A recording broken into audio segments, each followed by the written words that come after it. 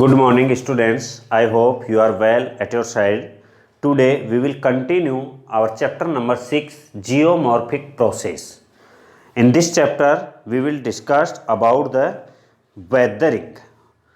Weathering is the breaking of rocks by static agent of weather. जो weather के agents हैं उन weather के agents के थ्रू जो breaking of rocks होती है उसी को हम कहते हैं weathering. ब्रेकिंग ऑफ रॉक कि रॉक जिस तरीके से टूटती हैं, जिन एजेंट से रॉक टूटते हैं, that is called the weathering. तो weathering is the breaking off rock by static agents of weather. In this process the rocks are disintegrated by physical forces and decomposed by chemical actions, chemical reactions.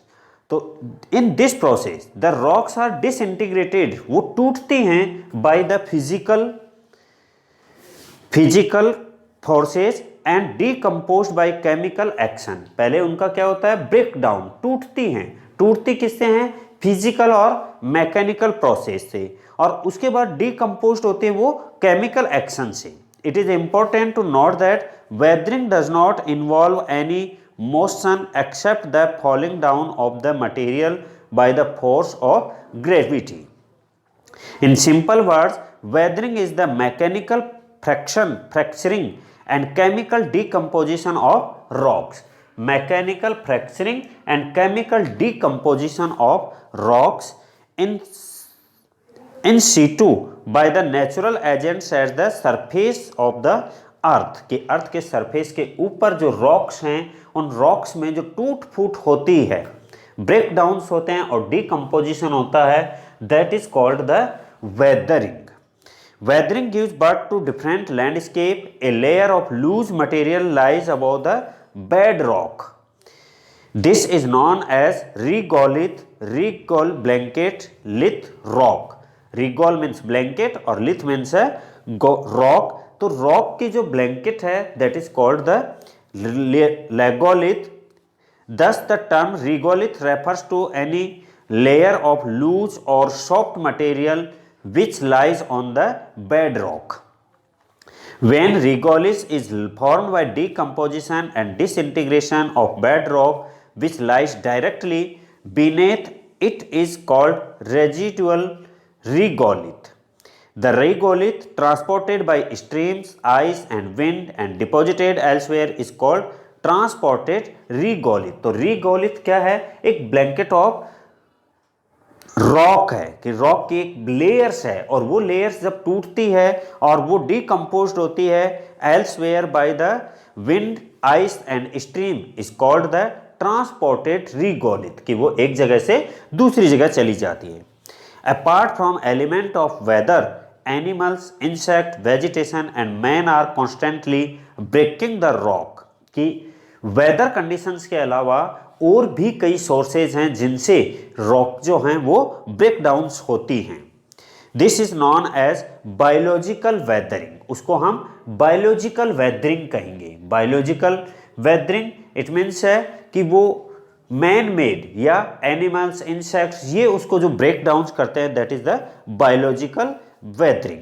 In this way weathering is of the following three types: physical और mechanical weathering, chemical weathering और the biological weathering. Physical और mechanical weathering, the disintegration of rock by mechanical process is called physical और mechanical weathering.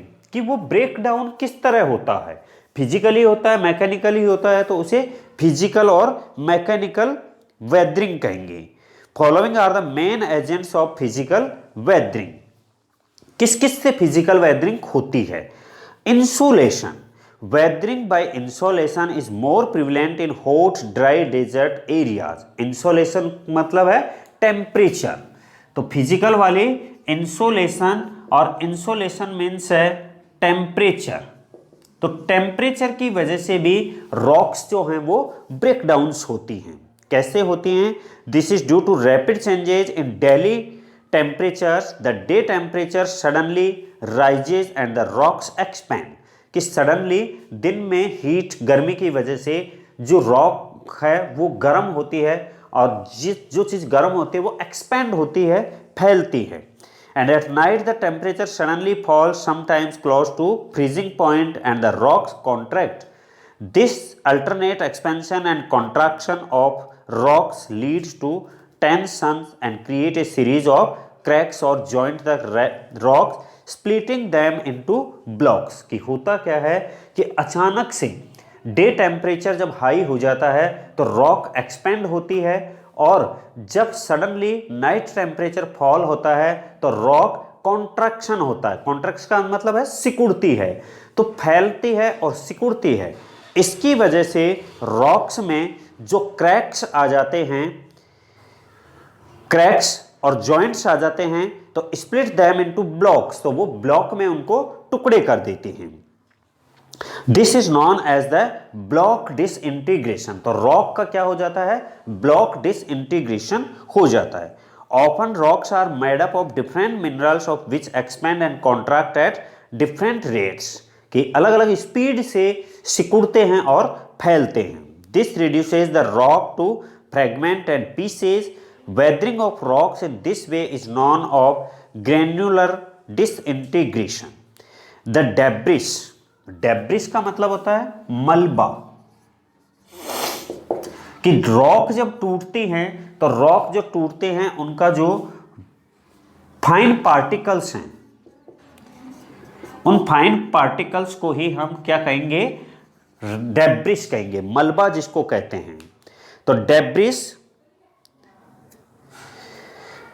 the debris moves down the mountain slope and goes on gathering at its foot as talus or scree. One frequently hears the sounds like the shot of a gun in the desert areas within half an hour of the sunset. These sounds are created by the breaking of the rocks. कि कई बार जैसे sound निकलती है rock जब टूटती हैं, तो debris मलबे के बहने से वो जो रॉक हैं वो उनमें क्रैक्स वगैरह आते हैं। तो some rocks are not good conductors of heat, consequently the expansion and contraction is more in outer rock layers than in the inner ones. The outer layers are thus repleted off from the main mass of the rock in the form of concentric shells. This is just like peeling off layers of an onion. This process is known as exfoliation. कि वो process जो है exfoliation है। In rock like granites smooth surfaced and rounded small to big boulders called tores form due to such exfoliation. Frost. Second is the frost.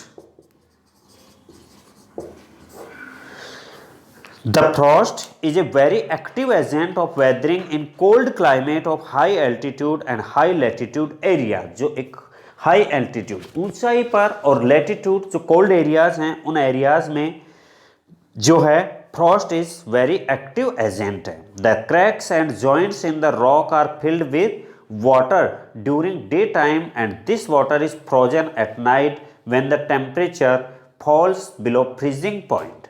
The volume of water increases by about 9% on freezing.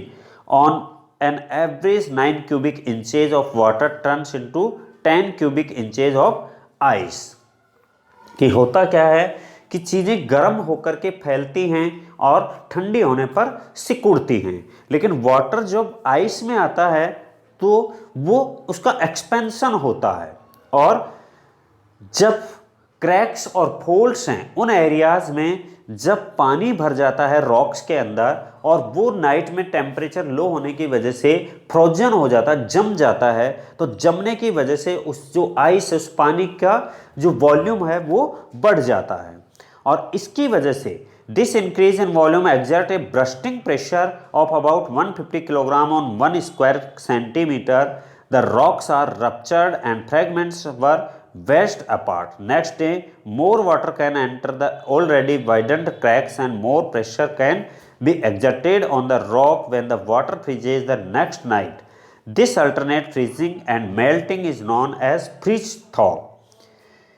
and it is necessary that the mercury must oscillated around freezing point for weathering by frost to be effective।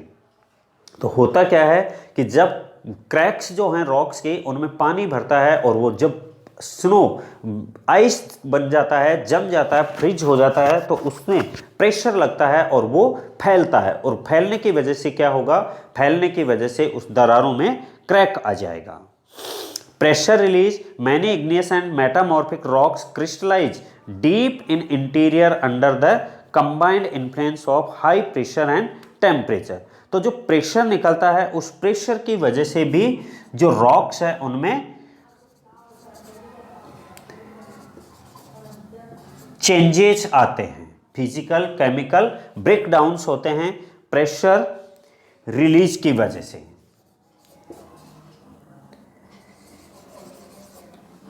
तो उन rocks में जो breakdowns होते हैं, breaking of rocks होती है, weathering process होती है, तो दैट इज द फिजिकल और मैकेनिकल वेदरिंग।